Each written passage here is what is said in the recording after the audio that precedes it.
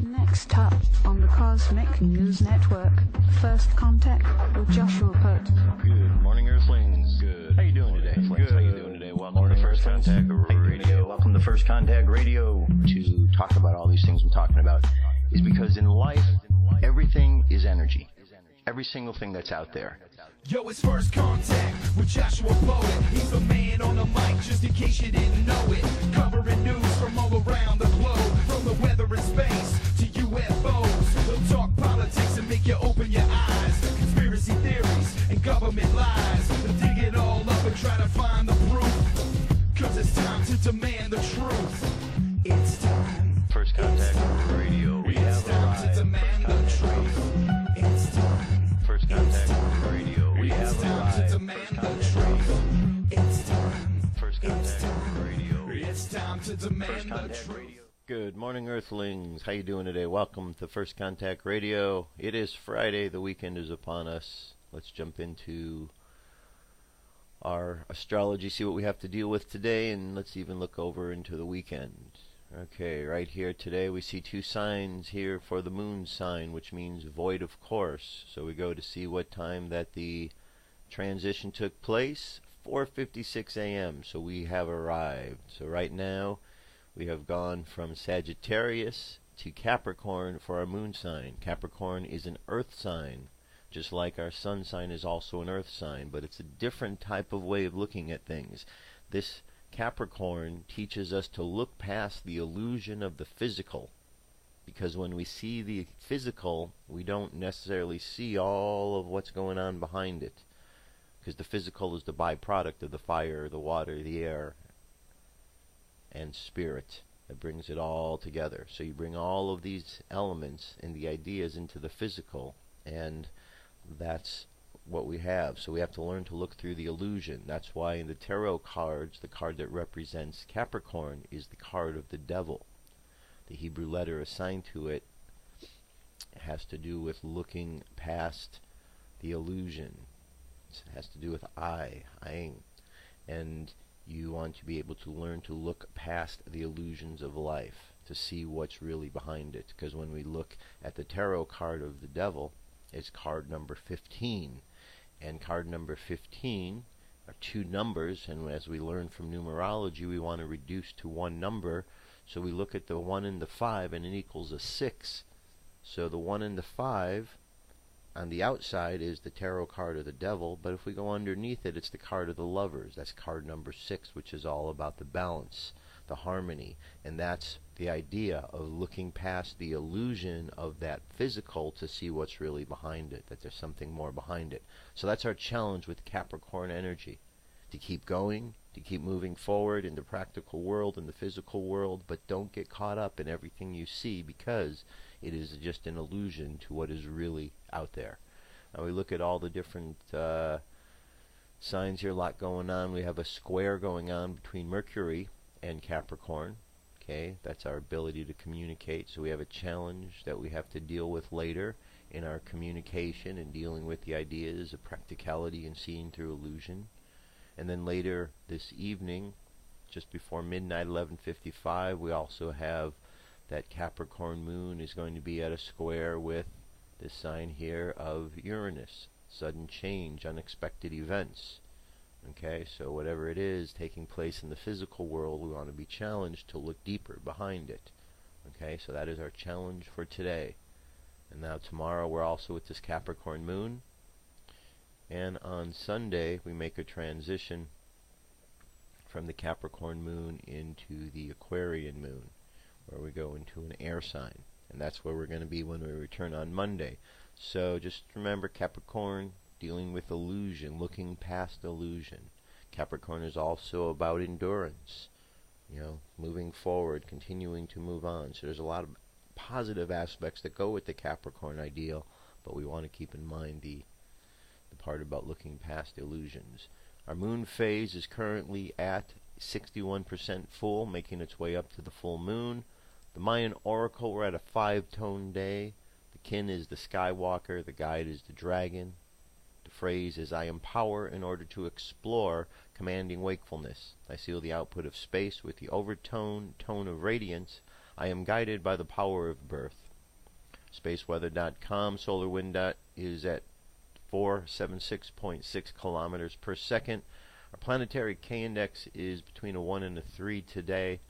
Our coronal hole is here, and we see another one seems to be popping up. Remember, solar wind comes off of these. We've had these holes up there for several days, so we are getting hit now, possibly by the solar wind if it's hitting us, facing our way, and we'll be continued to be hit by that over the course of the weekend.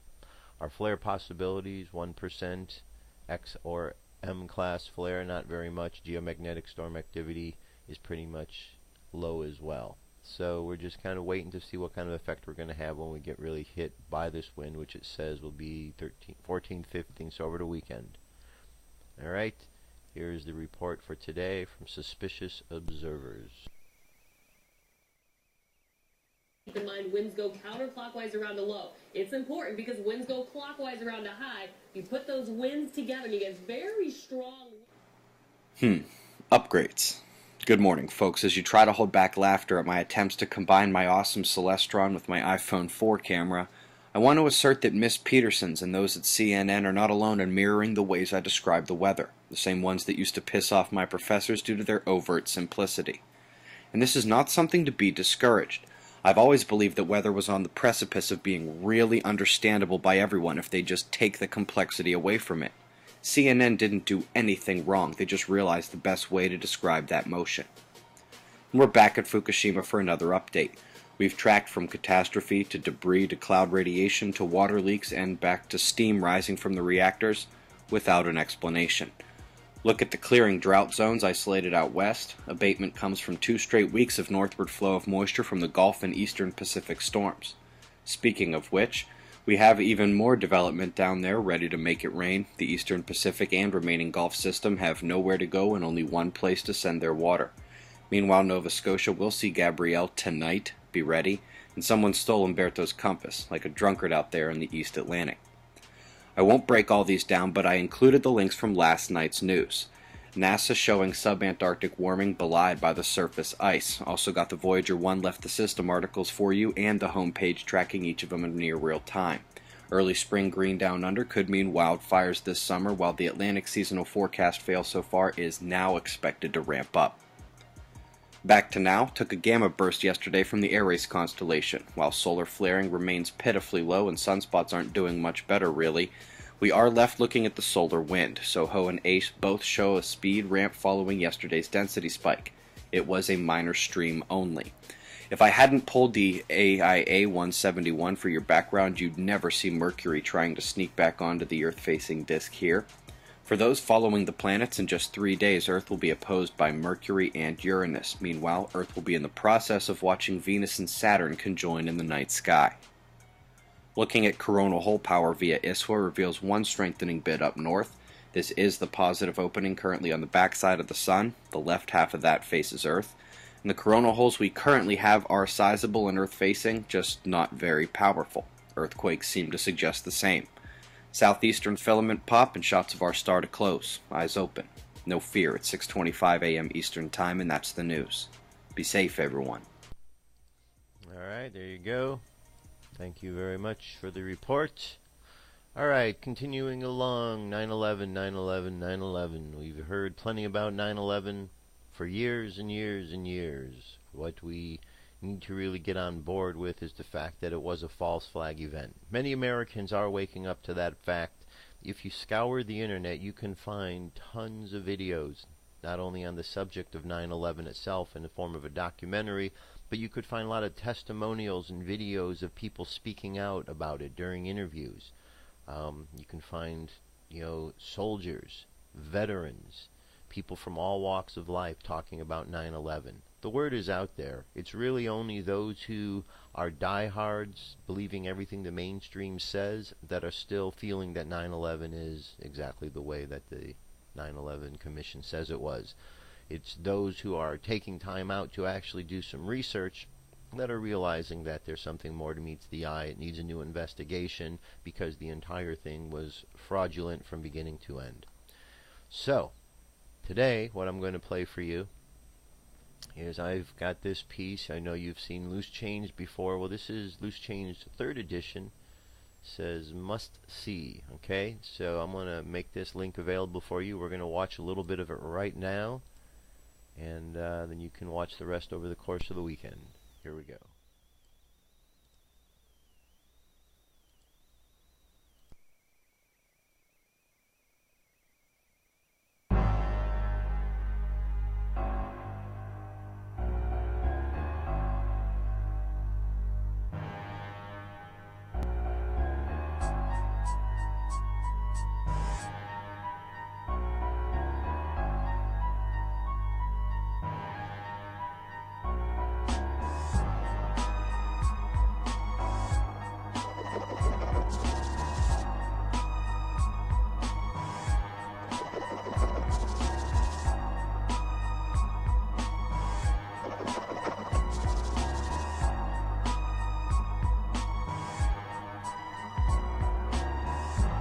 March 13th, 1962. Lyman Lemnitzer, Chairman of the Joint Chiefs of Staff, presents a proposal to Secretary of Defense Robert McNamara, named Operation Northwoods. The document proposed staging terrorist attacks in and around Guantanamo Bay to provide a pretext for military intervention in Cuba. The plans included starting rumors about Cuba using clandestine radio, land friendly Cubans inside the base to stage attacks, starting riots at the main gate, blowing up ammunition inside the base, starting fires, sabotaging aircraft and ships on the base, bombing the base with mortar shells, sinking a ship outside the entrance, staging funerals for mock victims, staging a terror campaign in Miami, Florida and Washington, D.C., and finally, destroying a drone aircraft over Cuban waters. The passengers, federal agents in reality, would allegedly be college students on vacation. A plane at Eglin Air Force Base would be painted and numbered as a duplicate of a registered civil aircraft belonging to a CIA front in Miami. The duplicate would be substituted for the real plane and loaded with the passengers. The real plane would be converted into a drone. The two planes would rendezvous south of Florida. The passenger-laden plane would land at Eglin Air Force Base to evacuate its passengers and return to its original status. The drone would pick up the scheduled flight plan and, over Cuban waters, transmit a Mayday signal before being blown up by remote control. The plan is rejected by McNamara, and President John F. Kennedy removes Lemnitzer as chairman of the Joint Chiefs of Staff months later. December 1st, 1984. A remote-controlled Boeing 720 takes off from Edwards Air Force Base and is crash-landed by NASA for fuel research. Before its destruction, the plane flew unmanned for a total of 16 hours and 22 minutes, including 10 takeoffs, 69 approaches, and 13 landings. August 1997. The cover of FEMA's Emergency Response to Terrorism depicts the World Trade Center in crosshairs. February 28, 1998. The Global Hawk, Raytheon's unmanned aircraft vehicle, completes its first flight over Edwards Air Force Base in California, at an altitude of 32,000 feet. Cruising altitude for a commercial jetliner. 1999. NORAD begins conducting exercises in which hijacked airliners are flown into the World Trade Center and the Pentagon. June 2000. The Department of Justice releases a terrorism manual with the World Trade Center in crosshairs. September 2000. The Project for a New American Century, a neoconservative think tank whose members include Dick Cheney, Donald Rumsfeld, Jeb Bush, and Paul Wolfowitz, releases their report entitled Rebuilding America's Defenses. In it, they declare that the process of transformation, even if it brings revolutionary change, is likely to be a long one, absent some catastrophic and catalyzing event, like a new Pearl Harbor. October 24th, 2000. The Pentagon conducts the first of two training exercises called Moscow, which simulate a Boeing 757 crashing into the building. Charles Burlingame, an ex-Navy F-4 pilot who worked in the Pentagon for 17 years, participates in an earlier version of this exercise in 1989, before retiring to take a job at American Airlines, where, 12 years later, his Boeing 757 allegedly crashes into the Pentagon. April 2001. NORAD plans an exercise in which a plane is flown into the Pentagon, but is rejected as too unrealistic. June 2001. The Department of Defense initiates new instructions for military intervention in the case of a hijacking. It states that for all non-immediate responses, the Department of Defense must get permission directly from the Secretary of Defense. Attorney General John Ashcroft begins flying on chartered jets for the remainder of his term due to a threat assessment by the FBI. July 4th, 2001. Osama bin Laden, wanted by the United States since 1998, receives medical attention at the American Hospital in Dubai, where he is visited by a local chief of the CIA. July 24th, 2001. Larry A. Silverstein, who already owned World Trade Center 7, signs a $3.2 billion 99-year lease on the entire World Trade Center complex, 6 weeks before 9/11. Included in the lease is a $3.5 billion insurance policy specifically covering acts of terrorism. September 6th, 2001. 3,150 put options are placed on United Airlines stock. A put option is a bet that a stock will fall. That day, put options were more than 4 times its daily average. Bomb-sniffing dogs are pulled from the World Trade Center, and security guards end 2 weeks of 12-hour shifts. September 7th, 2001. 27,294 put options are placed on Boeing stock, more than 5 times its daily average. September 10th, 2001. 4,516 put options are placed on American Airlines, almost 11 times its daily average. Newsweek reports that a number of top Pentagon brass canceled their flight plans for the next morning. San Francisco Mayor Willie Brown receives a phone call warning him not to fly the next morning.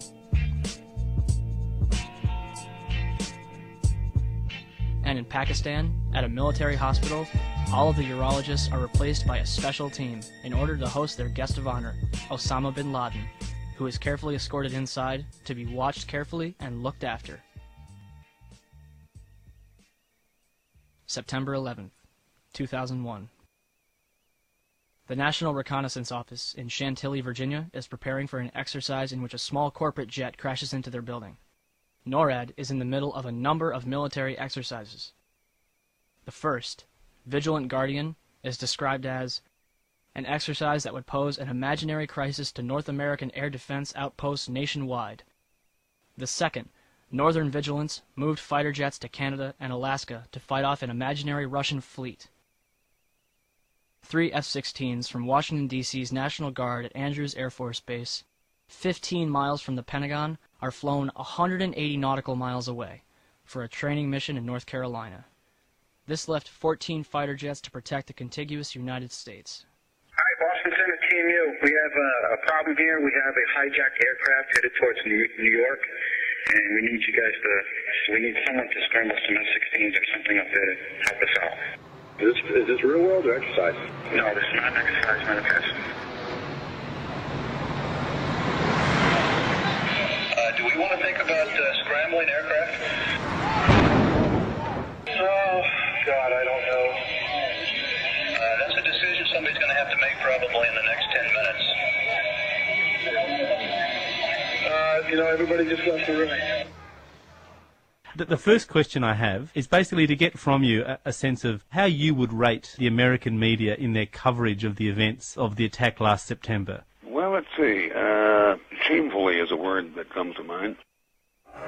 This just in, you are looking at obviously a very disturbing live shot there. That is the World Trade Center, and we have unconfirmed reports this morning that a plane has crashed into one of the towers of the World Trade Center. But overall, the American journalism was cowed and intimidated by this massive flag-sucking, this patriotic orgy.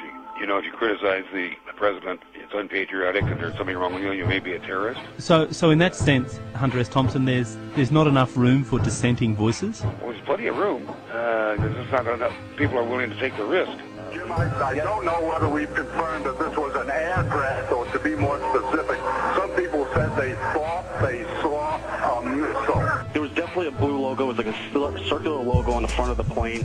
It definitely did not look like a commercial plane. I didn't see any windows on the side. Mark, if what you say is true, those could be cargo planes. You said you didn't see any windows in the side? I didn't see any windows on the side. It was not a normal flight that I've ever seen at an airport. It was a plane that had a blue logo on the front, and it did not look like it belonged in this area.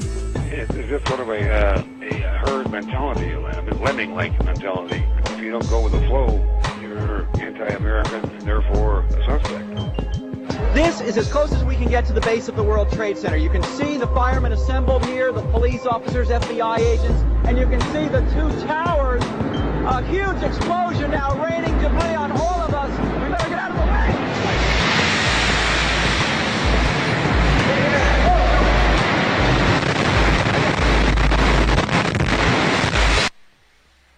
Alright, that's where we're going to leave it. The video itself is an hour and 28 minutes long, so check it out, watch the whole video. This is the 3rd edition.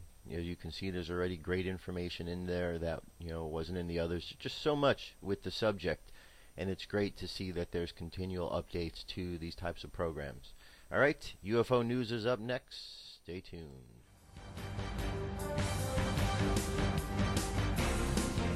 This is the UFO News with Joshua Poet. Alright, Dirk, thank you very much. Today, 4 stories. Story number 1 comes to us from Toronto, Canada. This was on the 6th. 3 strange bright orbs recorded in the night sky above Toronto. The witness says, "This is the 2nd night in a row I filmed a hovering light from my 23rd floor balcony. I've seen lights like this and filmed before and realized it could be an incoming plane on a flight.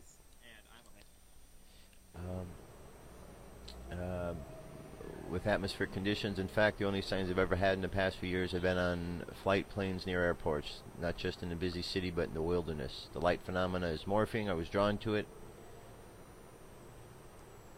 And as an abductee, I take this feeling serious." Okay, so if you enlarge this video, it makes it much easier. It's a 3, almost 4 minute long piece. And you can see as we jump ahead, you can see our objects in question. Alright, so check this one out. Link's going to be available so you can check it out further, see what you think. I'm going to move on to the next one. This was September 6th. This was a sighting. Look at that sighting there. This took place above Reno, Nevada. Received a text from a friend in Reno on Nevada at 12:40 a.m. on Saturday the 6th. Unfortunately, I sleep and did not get in to the next day. His mother noticed the first object for 15 minutes longer. His mom decided to drive and get closer. When he said he left around 2 a.m., the object was still in the same spot. Only pics in this, 2 pics in this one is better. All right, here's a picture here. These are the 2 pictures of it. Far away and close up. Very interesting looking shot, huh? That's a pretty good one. Let me move on to the next one. This was over Sweden. A witness says, "I don't care what people think about these things as they are damn real." When the witness to this stuff you seem to doubt yourself and try not to believe it. Whatever is in the smudgy spot up in there has to be a saucer, something that's a blackish fog. Okay, so we see what is here. We've certainly seen these kind before. We know something is up there. Alright, and the very last one, we have an article here. This article is from UFO Digest. Foo Fighters versus UFOs. Nearly 70 years ago, during the height of World War II, as mighty aircraft filled the skies waging epic battles above war-torn Europe, some unknown flying objects, nicknamed Foo Fighters, were also present, zipping and weaving among our warplanes as they took a front-row seat to watch history unfold. And as we fast forward to 2013, these generational mysteries are being unraveled under a moonlit skies of New York City's Central Park in one of the most unique tours to hit the Big Apple in quite a while, entitled the UFO Phenomena Tour.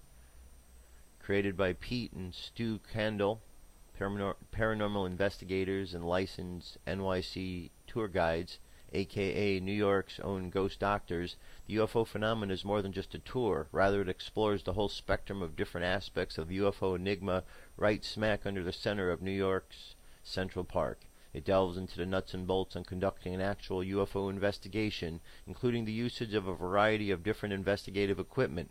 The tour also unravels the mysteries of the ancient aliens and then ascends the timeline to a whole slew of famous sightings, including military encounters which encompass the mysterious Foo Fighters. It says the Foo Fighters during World War II were not only reported by Allied pilots but were also photographed as well, says Dr. Stu. In fact, at one point they were thought to be some sort of secret Axis weapon, but when the war ended, German pilots also reported the same mysterious flying objects and were just as dumbfounded by their existence. Moreover, the ghost doctors with the aid of audiovisual technology exposed their groups of UFO enthusiasts to rare photos, audio, and video recordings of sightings and encounters, which also includes these baffling images of footage of Foo Fighters. Okay, and here's some information on how you can find out more about the ghost doctors. Sounds very fascinating, does it? An opportunity to go and check out New York and the UFO story as they are telling it out there. So check it out, the ghost doctors. Alright, follow the link here. You got their phone number, contact information. That's our UFO news. I'll be back in just a moment, and I've got a bunch more news, so stay tuned.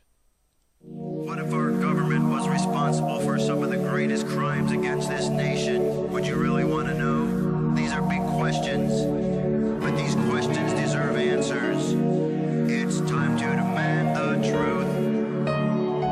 People should not be afraid of their governments. Government should be afraid of them. 9/11 was an inside job. Kennedy was killed by the CIA. Jimmy Carter saw UFO. Answers to secrets you need to know. So wake up, wake up, wake up, wake up. Wake up, wake up, wake up. Wake up, wake up, wake up, wake up. Wake up, wake up, wake up. Alright, continuing on. So, before I switch gears away from the 9/11 topic, I want to provide a link to you. This is a link that contains a whole lot of video information here. So the first thing you're going to go to, it's truevine.net, and then there's some further, so just follow the link at the website. First thing you're going to do is you're going to come upon a document here. You just got to click the link here. Just say that, I agree that the material obtained is for educational research use only. So you click the link and you go in, and what you've got is educational research files. These deal with health, New World Order, false flag, terror, mind control, and then you have the 6 major networks and archives of all of their footage. So if you click on this, you can go through and you've got the 11th, 12th, and 13th coverage from all of the major networks there. If you go to this other link up here, what you have is a whole lot of information on other videos and stuff. It's just taken a few moments to get there, but alright, you're going to have to follow this on your own because it's not opening up so quick, but a lot of great information, okay? It's just taken a while because there is so much information that it is opening up there. Let's move on. Alright, this first story here, this next story, and what I'm going to encourage before I move on, follow those links. Check them out. Don't stop investigating 9/11. If you've researched it enough and you understand what happened that day, then share that with others. If you still are uncertain, keep researching. The research is out there. We've been fooled for a long time with the Capricorn moon, as we talked about, looking past illusion.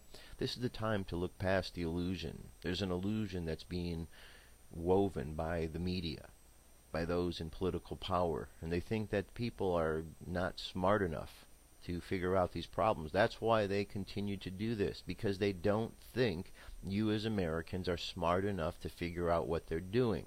So prove them wrong. Prove that you are smarter than they are. It's not really too difficult.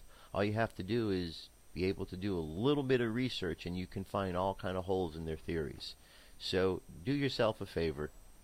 Do your research. You'll find out that you've been lied to for a long time, and then you'll be able to join all the rest of the others who already understand this and have understood this for some time. It's very important we all get on board with this. There's a great healing that needs to take place, and the healing will take place when we understand really what happened. In the meantime, the criminals who are involved with 9/11, they've so far gotten away with it. And that's the sad part of it. The illusion is that we think that Osama bin Laden was involved. But anybody who knows that he wasn't involved, and the real criminals are out there free and loose. George Bush, Dick Cheney, Donald Rumsfeld, those are the war criminals. Condoleezza Rice, those and the other governments they were working with. A lot more to the story. Please look into it. It's very, very important. Don't just listen to what the media tells you. Okay, here's an article. Strength of gravity shifts. And this time it's serious. This is from a website, New Scientist, Physics and Math. Did gravity, the force that spins us to Earth's surface and holds stars together, just shift? Maybe, just maybe. The latest measurements of G, the so-called constant that puts a figure on the gravitational attraction between two objects, has come up higher than current official value. Measurements of G are notoriously unreliable, so the constant is in permanent flux and the official value is an average. However, the recent deviation is particularly puzzling, and as at once starkly different than the official value, and yet very similar to a measurement made back in 2001, not for what you would expect if the discrepancy was due to random experimental errors. It's possible that both experiments suffer from a hidden persistent error, but the result is also prompting serious consideration of a weirder possibility, that G itself can change. That's perfectly radical opinion, but if correct, it would take us a step closer to tackling one very big mystery, dark energy, the unknown entity accelerating the expansion of the universe. If G has changed by this tiny amount, then we expect that G depends upon a new field, says cosmologist Tony Padilla of the University of Nottingham, UK. One could imagine a scenario in which this field plays a role in dark energy. According to Isaac Newton, the gravitational attraction between two objects is proportional to their masses and inversely proportional to the square of the distance between them.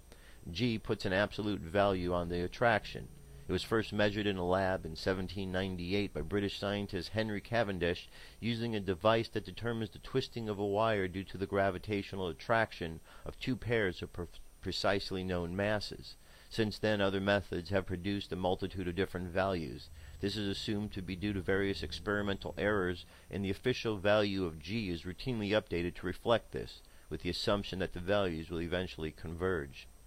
Now, a team led by Terry Quinn of the International Bureau of Weights and Measures in Paris, France, and Clive Speake of the University of Birmingham, UK, has measured G using two methods, a modern version of the Cavendish experiment and one that relies on electrostatics. The resulting value for G is 240 parts per million, bigger than the official one set in 2010. Alright, so there's a lot more to this article. I'm going to leave the rest for you to read. But again, this is an article that provides some confirmation that there are changes going on in our system around us. Changes that are very important for us to be aware of. Alright, so UFO news.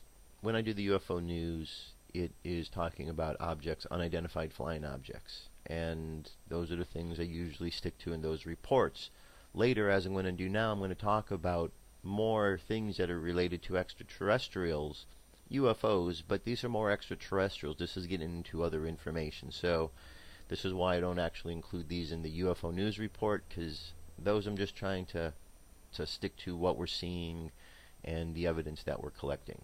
But now let's get a little bit deeper into some important information. This is a website called the Andromeda Council. Okay, let me just it says, we, a new awakening. We of the star systems and planets of the Andromeda Council are your family and friends. We are here to let you know your planet Earth, Terra, and all of the people are about to go through a major change, a major stage of growth, a shift up in vibration called upliftment. It is completely new vibration, new higher consciousness and awareness, a new existence for the first time in your planet's history. It is a cleansing, a rebirth, a transformation. It is a transition. For you on planet Earth, it is a new beginning. Most important to understand, it is simply a natural evolutionary step. Though the process has already begun somewhat, Earth is about to transform the near future from its current 3D solid matter form existence into the third dimension, into 4D crystalline fine essence matter of fourth dimensional density reality. The vibratory rate one frequency faster than the current on Earth, as our solar system and planet are now crossing the galactic equatorial plane zone of the Milky Way galaxy. Overall, this new area of 4D, fourth dimensional space is a place where matter has far less density and weight, an area of much faster and higher frequency energy vibration.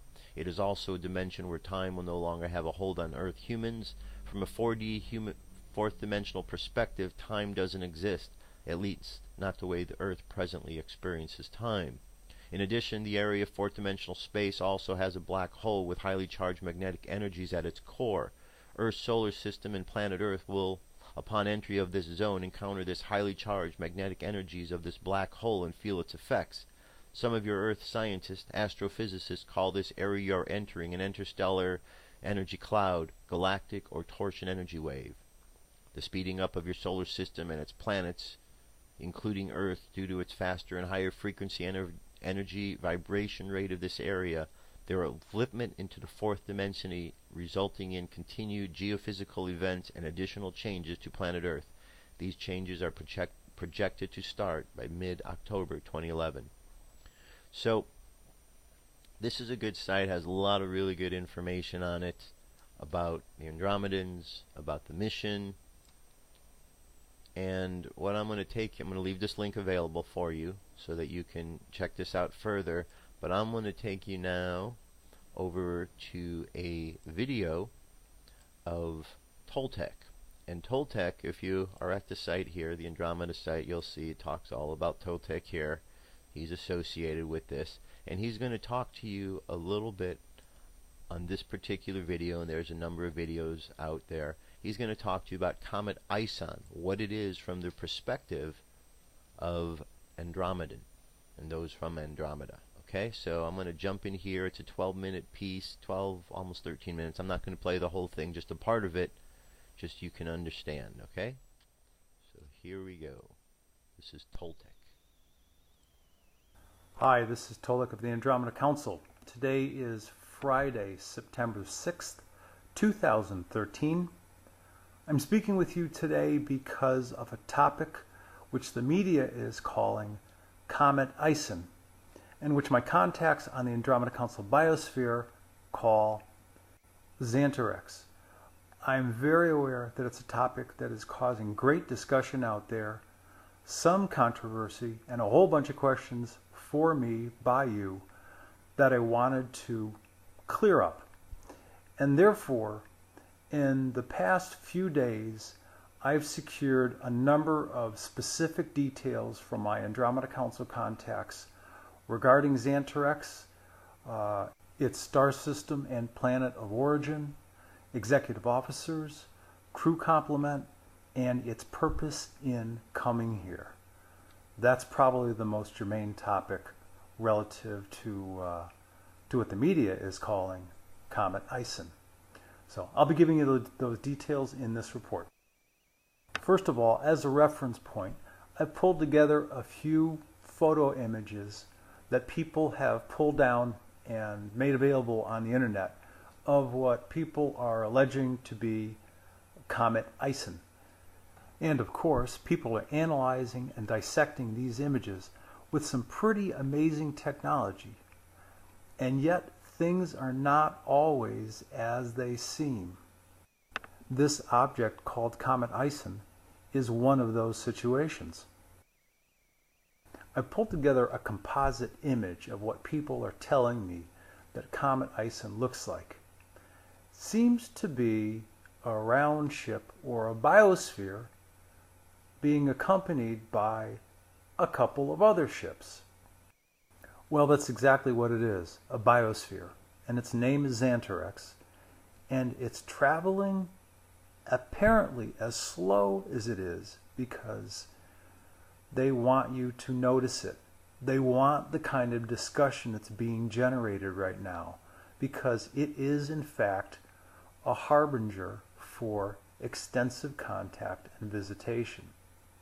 But let's talk about the origin specifics of this biosphere. It came out of the Cygnus constellation Deneb star system, which is the number 9 senior member of the Andromeda Council, and therefore a member also of the Galactic Federation. Its home planet is Palka. In this next slide, I'm showing you a mock-up that I made of what the biosphere looks like, at least if you take away the external glow. Now here are the specifics on it. Its diameter is 300 miles. There are 100 executive officers. It has a total crew complement of 5,000 people, and the total number of races represented on board this biosphere is 30. Also, please understand that this biosphere includes the member races of the 4 aligned visiting Andromeda Council planets, which will be visiting with the people of Earth, and they include Ventra, Nicote, Tolec, and Retol. Now I'm going to talk about the 2 large-scale escort ships which are accompanying the biosphere. I call them city size because, based on the imagery that my Andromeda Council contact showed me, they seem to be about the size of a large metropolitan city here in the U.S. In any case, there are 2 of them. They originate from the Procyon star system. And you remember the Procyon people as being the ones who pretty effectively took out a number of undersea Draco and Hydra reptilian bases here on Earth. Now, it makes sense that these large-scale ships from Procyon were assigned to this mission as escorts, because if the remaining Draco and Hydra reptilian leaders and the few forces they have left on planet decide an overt power takeover or some kind of attack, these ships from Procyon stand ready to step in and take care of any situation that might arise, like this one I just described. So these are in fact the 2 ships that are escorting the biosphere Xanterexx. And because of their large size, they only appear to be casting a large longitudinal glow. And especially at the angle they are traveling at. Keep in mind they're almost perpendicular to the biosphere in terms of their travel pattern. And next I will address the importance of what this pattern means. There is a very specific reason for the travel pattern, or maybe we want to call it the organization and layout of these 3 ships as they're heading toward Earth space. I'm going to give you a reference. A lot of you probably are familiar with the concept of sacred geometry. And one of the, let's call it symbols of sacred geometry in a few forms is that of a globe or a sphere inside of a triangle.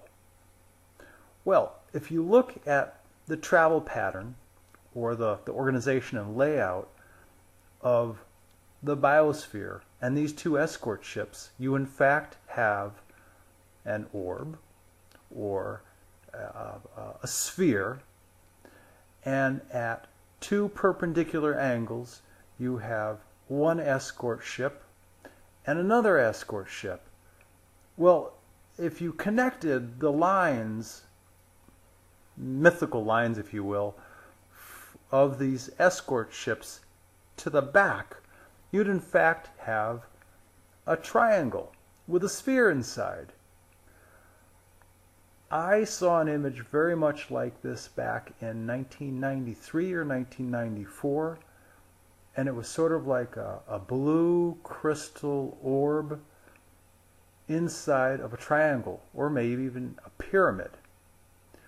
Well, what meaning does this have?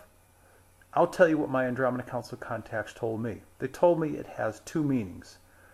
The first one is that the symbol of a triangle or a pyramid with a sphere inside is and has been known a long time around the universe as a symbol for peace, for universal peace.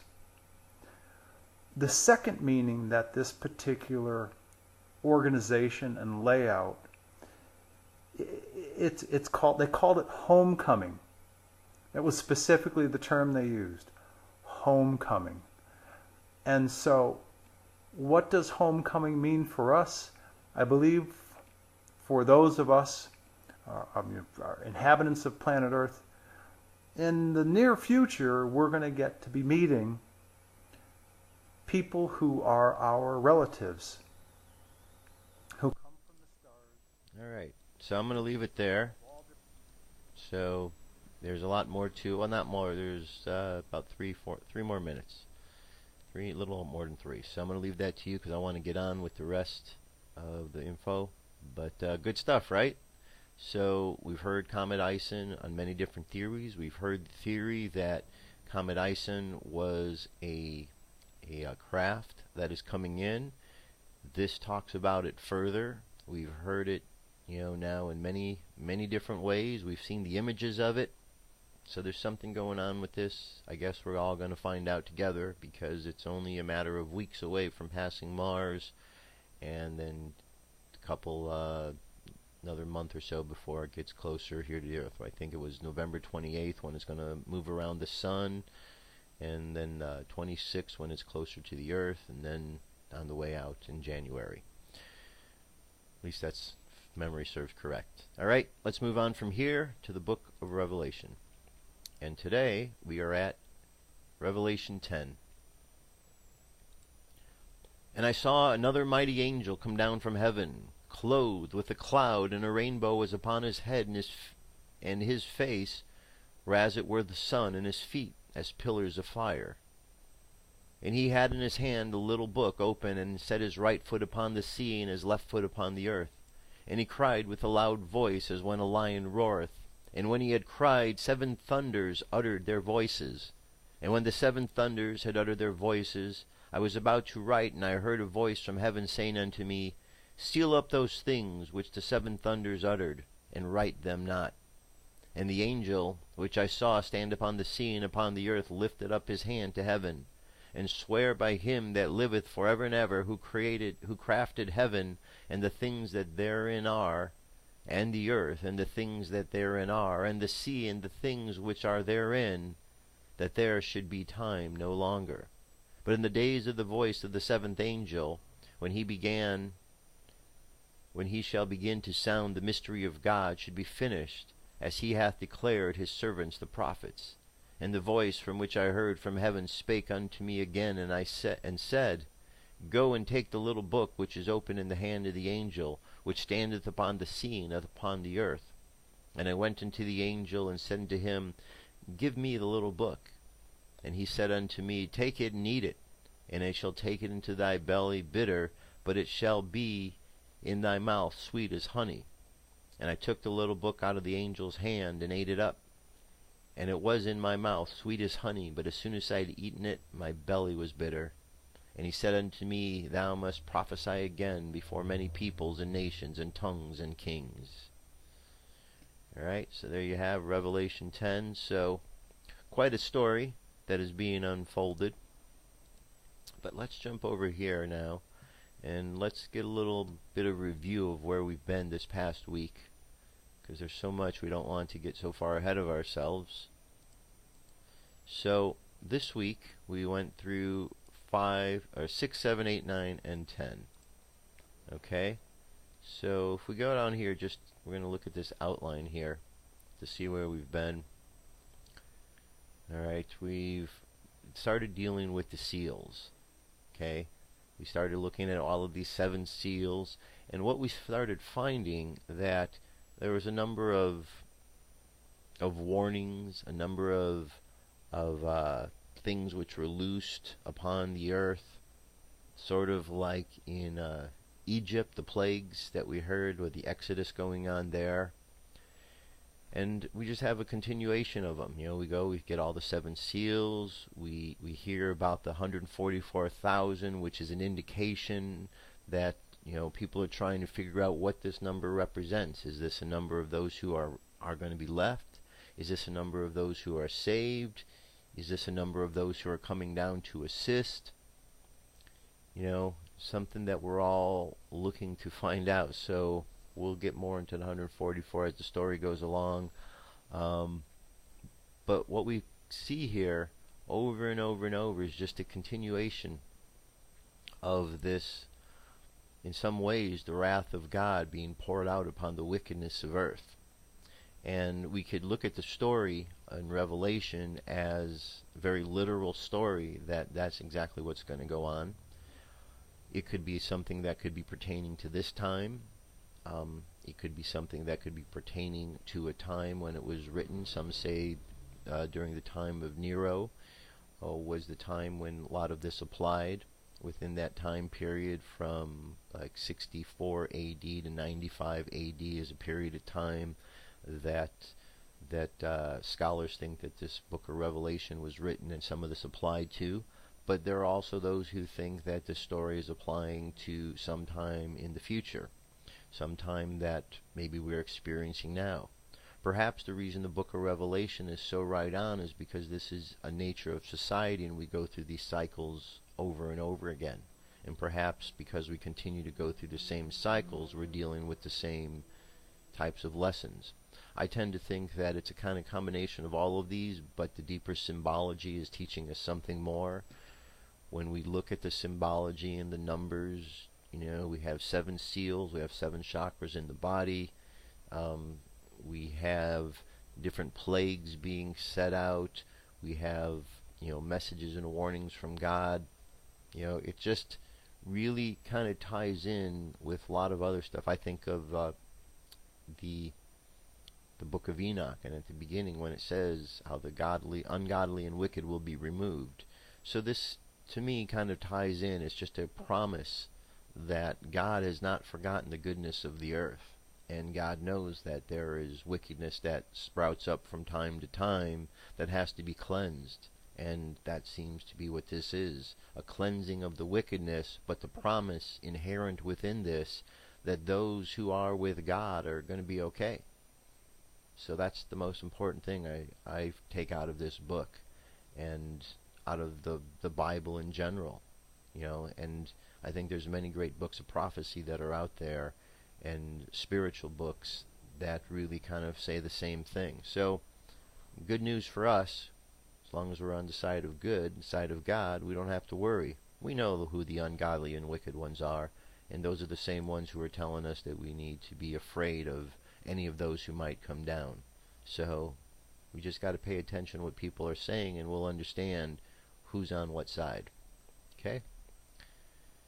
And I know that there's, let me move on from here. Let's go check out our Galactic Federation message for today. Now, again, the Galactic Federation is a whole, it's comprised of over 300 star nations. Okay? To lump them up and say the Galactic Federation is a bad agency of aliens that want to come down to Earth to eat you? Well, if you think about that, it doesn't really make sense. That would mean that we have a whole universe that's conspiring to want to take out the people of planet Earth. Why would that be? And 300 star nations coming down here to eat the people on Earth? No, we don't live in that kind of universe. So we have a lot of misinformation that we need to get through. The Galactic Federation is a catchphrase, it's a catch term for a federation of those in the universe who are respecting universal law, who are observing a particular type of law. Okay? If there wasn't some sort of thing in place like this, we'd be seeing a lot more interventions than we do, a lot more invasions of things. The fact that we're not means that, there's a different type of consciousness that's paying attention to what's going on. Anyway, this is a message from Archangel Michael. let's listen to this before we get into our meditations for today. Meredith Murphy, Archangel Michael, living as light transforms your relationships. September 11th, 2013. Archangel Michael. Beloved ones, as you tune to the new harmonics of consciousness, your relationships will be transformed. More and more you will find yourself being able to access a nonchalant attitude toward others. This will bring more humor into your lives and more fun. One of the most incredible gifts of stepping into the new reality is the lightness of interactions happening at higher vibrations. We notice how much you enjoy when we are playful with you. There has been a serious absence of humor in many human lives for a long time. Humor is one of the most wonderful experiences of awareness, and one we expect you to have more fun with as you open your hearts more fully and find your way into neutral perspectives. So much on your earth is delightful. Dogs chasing birds, flowers opening so brightly next to dark green leaves, so much of life comes up out of nowhere and surprising you. Nature itself is dancing with you all the time. You dear ones, might consider joining in the fun. We see you so serious, so determined about things, so much time spent thinking, fixing, working on, understanding. What if you for today, let all of this go? What if you just today, showed up fully present, open to what presents, taking none of it personally and seeing what you can smile about? When was the last time you laughed out loud? The kind of laugh that you cannot hold back. Not just a smile, but an outright laugh. When was the last time you spontaneously hugged someone? When was the last time you played flirtatiously with another beautiful being on the earth, not for the purpose of romance, but for the playful joy of getting them to smile, to loosen up, to laugh? When was the last time you let yourself put aside something you are working on and just let go and do nothing? When was the last time you laid down underneath a tree on the grass and spent at least 20 minutes just noticing the sky? When was the last time you took a nap? Not because you were exhausted, but because it was delicious to sleep in the middle of the day. When was the last time you had ice cream for dinner? When was the last time you let yourself dance in the shower and played music while you bathed? When was the last time you turned out all the lights and lit candles just for you? When was the last time you spent the whole day reading an amazing story? When was the last time you let yourself learn to make something? When was the last time you sang out loud, with enthusiasm and playfulness? When was the last time you played with a dog or a cat and really let go, feeling their energy, their physicality, their joy in being with you and fully joining them in the game? Such moments of sweetness are available to all of you each and every moment. Life is meant to be joyful, and as you reacclimate yourself to soaring, as you condition yourself to love, as you open your hearts to the true nature of your being present here, and especially, as you invite your higher levels in, you are in for a surprise. Your higher levels. They want to taste life on Earth. They want to see what things are like. They want to eat pizza, taste salty potato chips, catch a beautiful fish and they grill it outdoors and eat it with lemon. Your higher levels want to make love, to take long baths and jump in lakes, play with kids and dogs, watch light reflecting on water, listen to fountains and wind chimes, watch clouds blow across the sky, look up at the stars and sleep late. Your higher levels want to enjoy being human and enjoy the earth. Your higher levels want to know what it's like to be here and be in joy. Learning to let yourself live this way, to live in and as the light you are, is going to transform your relationships. Don't you just love to be with another human being who knows how to have fun? Who smiles often? Who is willing to let go and relax? Who doesn't take things seriously, or personally, who is easygoing and carefree and happy and fun to be with? That is going to be you as you take off the serious, unworthy, I've got to work hard to ascend and heal myself mindset. As you open up to your higher levels, you are going to abruptly discover that there isn't anything wrong with you. And initially this may make you a little bit sad, so we're telling you that now. You may initially realize all that you didn't do that would have been fun, because you thought you ought not to, shouldn't, couldn't, because you thought it wasn't good for you, wasn't right, was selfish, would make you fat, or was superficial, or wasn't about getting ahead or making more money, or accomplishing things, or wasn't in service, wasn't about helping others, wasn't going to please the people close to you. But then you're going to laugh. And you're going to laugh a lot more often. And you're going to have a lot more compassion for everyone else, especially everyone else who is still being so hard on themselves. You're going to find yourself embracing the body you're in with an incredible deep love. You're going to see how silly it is that you have been so hung up on finding fault with yourself, your shape, your looks, your life, your natural inclinations. So much of what you find fault with is in essence the natural desires that suit you, that you prefer. You have spent so much time at odds with you. Being in an ongoing inner battle with your very beautiful perfect self and all it wants to experience. One person channeled once that when I am on earth I like to eat corned beef, and Meredith read this and always wondered about it. Well, it's true. I like to eat and I like corned beef. And I know it comes from a cow, and I am grateful for this form of energy and all that goes into it. If I tell you I love to eat coffee ice cream, are you going to warn me that it goes right to my hips? Are you going to love me less if I have wrinkles or hips? Of course you think this is funny as you see me as all glowing and perfect. Which naturally I am. And naturally so are you. You are going to discover, my beloveds, that as you live as the light you are, you treasure your body, and your body is radiant and able to create ways for you to feel in this experience, and it's going to be the most precious thing to you to have the means to do this. And as you lighten up about this and so many things, your relationships are going to be transformed. Your light is going to be like a breath of fresh air to everyone you meet. And you are going to remind everyone you meet at some deep level of the wholeness they are, and of home. And this is going to accelerate the transformation of your reality. It's really truly a beautiful day. Go out and have some fun now, would you? I am Archangel Michael. Alright, very good. I wanted to play that whole message because it just is very important. You know, good message. We get so caught up in everything that sometimes we forget about the important things like laughing and enjoying, and you know, we don't want to forget about those things. That's what makes us, that's what keeps us fresh. That's what, you know, is really important. So let's look at our angel message for today. See what the angel message is all about. And the angel says, we are assisting you now in your relationships, especially with regards to romance. Open your heart and let the love flow. That's a good message right there. And let's go to our meditation. Take a deep breath. And exhale.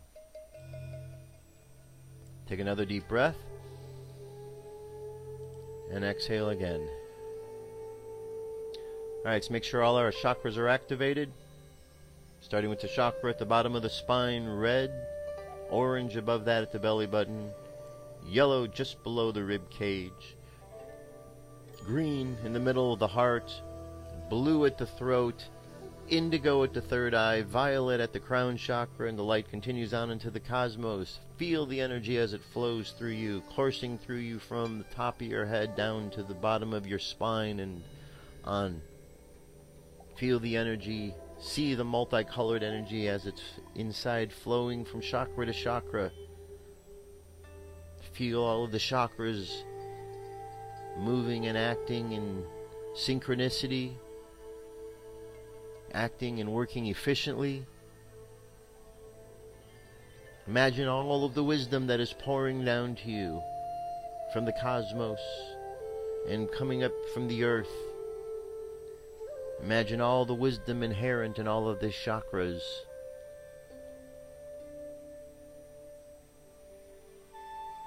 And now just imagine your purpose for being here on earth. Imagine yourself walking around in life, and you've got shackles on your feet and on your wrists. And as you walk, as if you're dragging these long balls and chains with you. And you walk and you drag, and it seems very daunting and you're very serious. But then you walk past a mirror and you look at yourself in the mirror, the serious expression on your face, the chains hanging from your wrist and your ankles. And as you look at yourself, you realize the utter absurdity of the situation, and you laugh, and you laugh, and you laugh. And as you laugh, the chains, the shackles around your wrist and your ankles, they unlock, and you are free. And you find that you are no longer carrying this heavy weight. You are much lighter in your attitude, in your persona. And you realize that by being so serious, we carry much more weight around with us than necessary. For by becoming lighter in our attitude, we become lighter in our personality.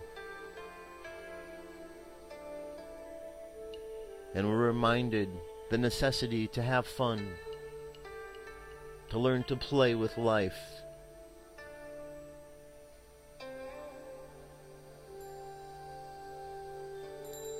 So as we go forward on this journey over this weekend, let's allow our energy to go and play. Play with life, enjoy life. Let's let go of the seriousness of things for a short time to see how our life benefits. So let our subconscious mind continue on this journey, looking for places and ways to have fun, to laugh, to appreciate, and more importantly, just to be, knowing that as you are, others will be inspired to also laugh and let go and have fun. We are all one, we are all one, we are all one. Love each other, play at ease, laugh and have fun. Take a deep breath. Exhale. And let's open our eyes on the count of 3. 3, coming back to the present moment, filled with confidence. 2, coming back to the present moment, filled with faith. And 1, coming back to the present moment, happy, healthy, and whole. Happy, healthy, and whole. Now, take a deep breath. Exhale. And open your eyes. There you have it, my friends. That's our show for this week. We've had a lot of information. A lot went on with 9/11. Keep looking up the information for those of you who already are and aware of it. Good job. Keep on keeping on with all of that. Hey, we're going to make this world the world we want it to be. I know that the powers that be have their plans, but so what? Doesn't mean they're going to succeed, especially when more and more people are getting tuned on every day to really what's going on and the lies that are being told. So let's just keep waking up. Let's just keep having fun with the process, and let's make the world exactly the way it needs to be. Trust God, my friends. That's the final word for today. Trust God. I'll be back on Monday with more news and information. Till then, have a great weekend. Peace. I'm out of here. Come into our circle, Great Spirit. Fill our souls with peace.